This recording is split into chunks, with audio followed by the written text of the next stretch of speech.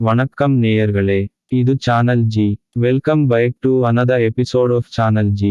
வெளிச்சத்திற்கு வாங்க என்ற தொடர் பாலஜோதிடம் என்ற வார இதழில் வெளிவந்து கொண்டு இருக்கிறது. அதனை உங்களுக்கு படைக்கிறோம், கேட்டு மகிழுங்கள், கருத்துக்களை சொல்லுங்கள். இனி சிந்தனைக்கு வருவோம். வெளிச்சத்திற்கு வாங்க. புத்தாண்டு பலன்கள், சனிப்பெயர்ச்சி பலன்கள் என திரும்பிய பக்கம் எல்லாம் செய்திகளாக இருக்கிறதே. இது போன்ற பலன்கள் உங்கள் பார்வையில் சொல்ல வேண்டும் என நாங்கள் விரும்புகிறோம் என்று சில அன்பு உள்ளங்கள் குறுஞ்செய்தி அனுப்பி கேட்டுக்கொண்டனர். எல்லோரும் சொல்லும் போது நாமும் இது போல சொல்ல வேண்டுமா என யோசித்துக் கொண்டிருந்த போது பங்கு சந்தை பற்றி அவ்வப்போது இம்ப்ரெசிவ் பதிவுகள் போடுகிறீர்கள். கிறிஸ்துமஸ்க்கு பங்கு சந்தை குறையும் என்று கிறிஸ்டல் கிளியர் ஆக சொன்னீர்கள். யாரும் எதிர்பாராத வகையில் 1000 புள்ளிகள் சரிந்து சந்தை வீழ்ச்சி கண்டது. அதனால் இந்த புத்தாண்டில் இந்த ராசிக்கு இந்த பலன் என சொல்லாமல் பங்கு சந்தை எப்படி இருக்கும் என்று சொல்லுங்களேன் என மும்பையில் இருந்து ஒரு அன்பர் கேட்டுக்கொண்டார். பஞ்சாங்கத்தை பார்த்து தமிழ் புத்தாண்டின் போது கந்தாய பலன் சொல்வது போல இந்த 2023ஆம் ஆண்டு பங்கு சந்தை எப்படி இருக்கும் என மும்பை அன்பரின் அன்பு கட்டளையை ஏற்று அவருக்கு சொல்வது போல பால சோதிட வாசகர்களுக்கும் சொல்லலாம் என்று தோன்றியது தான் இந்த வார பதிவு. அடுத்த மாதம் பட்ஜெட், அதைத் தொடர்ந்து தேர்தல் என வரிசை கட்டி நிகழ்வுகள் இருந்தாலும் ஒரு முதலீட்டாளர் என்ற வகையில் பங்கு சந்தையை கணிப்பதில் எல்லோருக்கும் உரிமை உண்டு. அதில் தவறு எதுவும் இல்லை என்றாலும் பங்கு சந்தை பற்றிய இந்த குறிப்பு செய்திகள் சோதிட பார்வையிலான சிந்தனையே தவிர இந்த பங்குகளை வாங்குங்கள் அல்லது விற்று விடுங்கள் என்று ஆலோசனை சொல்லும் தகவல் அல்ல. அதுபோல ஆலோசனை சொல்லும் செபி பதிவு பெற்ற ஆலோசகரும் ஐயர் இல்லை என்பதை மனதில் குறித்து கொண்டு தொடர்ந்து படியுங்கள். பங்கு சந்தையில் பயன்படுத்தும் டெக்னிக்கல் ஜாகன் சொற்களை முடிந்த அளவு எளிதில் புரியும் படி தர முயற்சி செய்து உள்ளேன். சந்தையில் உள்ளவர்களுக்கு இது புரியும், மற்றவர்கள் இதை தெரிந்து கொள்வது தவறும் இல்லை. அறிவுக்கு திரை போடலாமா என்ன? இந்த பங்கு சந்தை குறிப்புகளுக்கு நாம் வரிசைப்படுத்தி வைத்துக் கொள்ளும் கிரகம் ராகு, புதன் மற்றும் சந்திரன் தான் என பல முறை முன்பே சொல்லி இருக்கிறேன். இந்த அடிப்படையில் ஜனவரி 1ஆம் தேதி மும்பையை இடமாக வைத்து கோச்சராத்தை வைத்துக் கொண்டு சில பொதுவான குறிப்புகளை சொல்ல வரும் பதிவு தான் இது. இதில் சொன்னபடி சந்தை நிலவரம் அமைந்து விட்டால் உங்கள் முதுகில் தட்டிக் கொள்ளுங்கள்.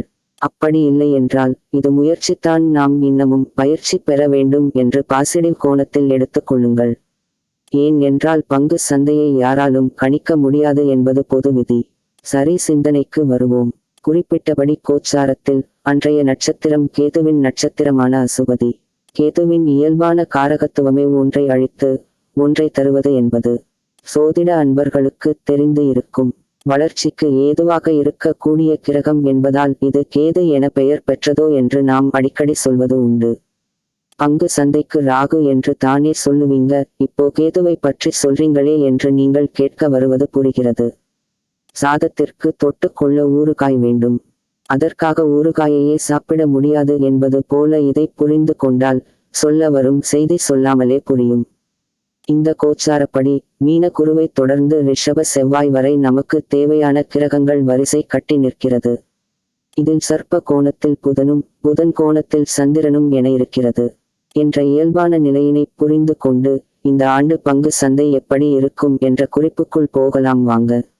இந்த ஆண்டு சோதிட பார்வையில் 2 முக்கிய நிகழ்வுகள் இருக்கிறது. ஒன்று, எல்லோரும் ஆவலுடன் எதிர்பார்த்து கொண்டு இருக்கும் அடுத்த சில நாட்களில் வரக்கூடிய சனிப்பெயர்ச்சி. மற்றொன்று, இந்த ஆண்டின் பின் பகுதியில் வர இருக்கிற சர்ப்ப கிரக பெயர்ச்சி. இதையும் மனதில் நிறுத்தி கொண்டு சந்தை நிலவரத்தை சிந்தித்தால் சொல்ல வரும் விஷயங்கள் உங்களுக்கு எளிதில் மனதில் பதியும். கும்பத்திற்கு வரும் சனியின் 3ஆம் பார்வை மேஷத்தில் உள்ள ராகுவில் பதிக்கிறது. கோச்சாரத்தின் படி சந்திரன் சர்ப்பத்துடன் இருப்பதாலும் இந்த ஆண்டின் முற்பகுதியில் பங்கு சந்தை மிகுந்த வொலடைல் என்று சொல்லும் நிலையற்ற தன்மையையும் மிகுந்த ஏற்ற இறக்கங்களையும் கொண்டு இருக்கும். குறிப்பாக வருவாயை விட கடன் அதிகமாக உள்ள குறிப்பிட்ட அந்த நிறுவனங்களின் பங்குகள் எதிர்பாராத சரிவை நோக்கி செல்லும். அந்த பங்குகள் இப்போது வேகமாகவும் குறைந்த நாட்களில் உச்சத்திற்கும் சென்று இருக்கும் பங்குகள் தான் அவை. அந்த பங்குகளில் முதலீடு செய்து இருப்பவர்கள் அல்லது தங்கள் போர்ட்ஃபாலியோவில் ஃபோல்ட் வைத்து இருப்பவர்கள் தலையில் கையை வைத்துக் கொள்வதை தவிர வேறு வழி இல்லை என்ற நிலையில் இருக்கும். அப்படியா, சரி, எல்லாவற்றையும் விற்று விடலாமா என்று கேட்காதீர்கள். அது எந்த பங்குகள் என சொல்லுங்கள் என கேட்க வரும் உங்கள் ஆர்வம் புரிகிறது. அதை வெளிப்படையாக சொல்லக்கூடாது என்பது ஒரு புறம் இருக்க, நீங்கள் சம்பந்தப்பட்ட நிறுவனங்களின் தணிக்கை அறிக்கை, ஐந்தொகை கணக்குகள் இவைகளை வாங்கி படியுங்கள், அனலைஸ் செய்து பாருங்கள். அது தொடர்பான விவரங்கள் பல இணையதளங்களில் கிடைக்கிறது. அதை எடுகோலாக வைத்துக் கொண்டு சரி பார்த்து கொள்ளுங்கள். அப்போது தான் உங்களுக்கும் பயிற்சி கிடைக்கும். நீங்கள் இன்று சம்பாதிக்க வேண்டும் என்பது நமது நோக்கமல்ல, தொடர்ந்து சம்பாதிக்க வேண்டும் என்பது தான் விருப்பம். 1-2 மாங்காயை மரத்தில் இருந்து பறித்து கொடுப்பதை விட உங்களுக்கு மரம் ஏற கற்றுக் கொடுத்து விட்டால் வருமானமும் ஏறும் அல்லவா என்ற சிந்தனையை கவனத்தில் கொண்டால் சொல்ல வரும் விஷயம் புரிந்துவிடும். மிட் காப் மற்றும் ஸ்மால் காப் நிறுவனங்களின் பங்குகள் எதிர்பாராத அபரிமிதமான வளர்ச்சியை தொட்டு செல்லும் என்றாலும் எதிர்பாராத நிலையில் சரிவையும் காணும். ஸ்டீல், மெட்டல், கேளிக்கை மற்றும் கல்வி தரும் நிறுவனங்களின் பங்குகள் ஆரோக்கியமான வளர்ச்சியை பெறும். தனியார் துறை வங்கி பங்குகள் கை கொடுக்கும். கொரோனா அலை எங்கும் இருக்கிறதே, மருத்துவ நிறுவனங்களின் பங்குகள் எப்படி இருக்கும் என நீங்கள் யோசிப்பது புரிகிறது. இப்போதைக்கு அந்த பக்கம் எதிர்பார்க்கும் பலனை தரப்போவதில்லை என்பது தான் குறிப்பு. நாங்கள் இந்த ரிஸ்க் எல்லாம் எடுப்பதில்லை, நிட்டி மட்டும் தான் அது எப்படி இருக்கும் என்று சொல்லுங்க என்று கேட்க வரும் உங்களுக்கு குறிப்பு இது தான். இப்போ 18,000 இத்தின் விளிம்பில் இருக்கும் நிட்டி இன்னும் குறைந்து 16,000 இத்தை கூட தொட்டுவிடும். அச்சச்சோ, அவ்வளவு தானா இந்த ஆண்டு பங்கு சந்தை என பயப்பட வேண்டாம். ஜூலை மாத பின் பகுதியில் இருந்து எவ்வளவு வேகமாக பந்து கீழே எறியப்படுகிறதோ அவ்வளவு வேகமாக எறியப்பட்ட பந்து மேலே உயரும் என்பது போல சந்தை இந்த ஆண்டிலேயே பின்பகுதியில் படுவேகமாக உயரும். இது சர்ப்ப கிரக பெயர்ச்சியை ஒட்டி நிகழும். மொத்தத்தில் மிகுந்த ஏற்ற இறக்கம் கொண்டு விளங்கும் இந்த ஆண்டு சந்தை முதல் 8 மாதங்கள் நிலையற்ற தன்மையிலும் அடுத்த 4 மாதங்களில் கணிசமான லாபத்தையும் பெற்றுத்தரும்.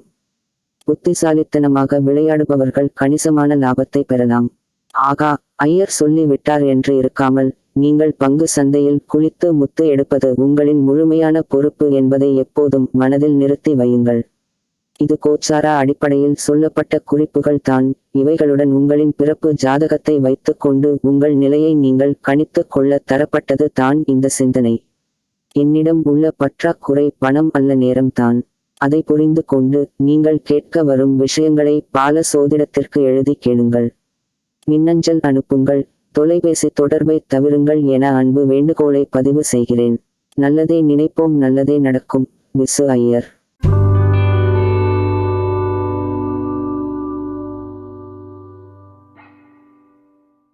அன்பு நேயர்களே, உங்களுக்கு விருப்பமான நிகழ்ச்சிகள் சேனல் ஜி-யில் தினம் ஒளிபரப்பாகிக் கொண்டு இருக்கிறது. உங்கள் கருத்தை எங்களுக்கு எழுதி அனுப்புங்கள். எங்களுக்கு எழுதி அனுப்ப வேண்டிய முகவரி podcast@gmail.com.